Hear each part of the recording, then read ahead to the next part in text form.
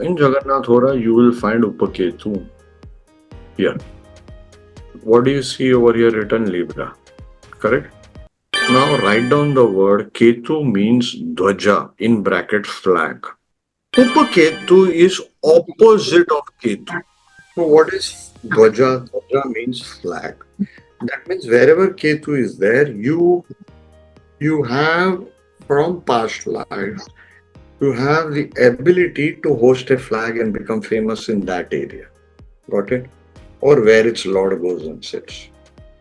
Provided, of course, your Ketu is positive or you work towards. Common sense astrology will not touch. Okay? Upaketu means opposite of flag.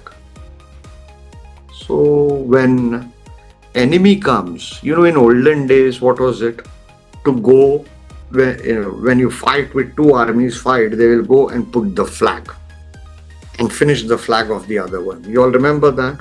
So many movies you've seen, right? Okay. The same. Upaketu means reversal. Now this thing I tested with my own theories. It is reversal of fortune.